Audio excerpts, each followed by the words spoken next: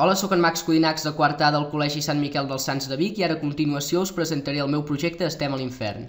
Bé, el meu treball consistia bàsicament en crear un videojoc. En aquest videojoc hi he incluït diverses escenes de la Divina Comèdia i bé, aquesta és la primera, que és el de la Selva Obscura. En tots els nivells hi trobem Virgili, que és el personatge que apareix en la part inferior dreta de la pantalla.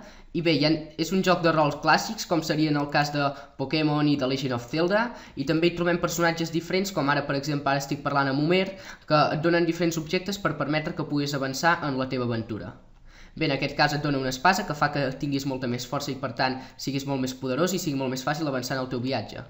Bé, alguns dels personatges que he incluït en el videojoc serien els basiliscos, que són personatges que no apareixen en l'obra. Heu vist, per progressar de nivell han de derrotar simplement l'enemic principal que apareix en aquest nivell. En aquest cas també hi he afegit personatges com seria el cas d'aquest personatge que estic al costat, que són personatges que et venen objectes, en aquest cas pocions, i també, com sempre, hi ha personatges que et restauren la vida i et donen més objectes. En aquest cas estem en el nivell del K-Server, que és l'enemic principal que haurem de derrotar.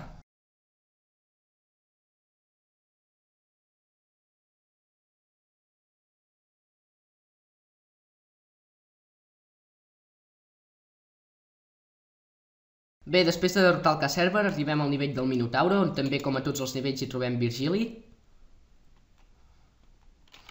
I per passar de nivell, evidentment, l'hem de derrotar, és més de lo mateix.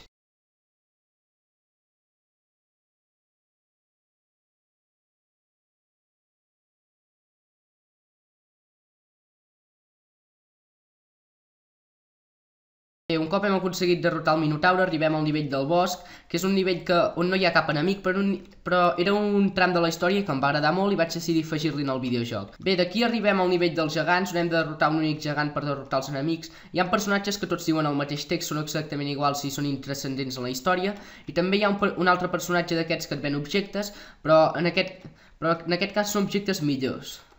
Un cop haguem aconseguit superar tots els altres nivells, arribarem a l'últim nivell, que és un llac glaçat on hi trobem Lucifer, i simplement haurem de topar amb l'enemic per poder-hi lluitar, i un cop el derrotem ens passarem al joc i significarà que haurem aconseguit sortir de l'infern.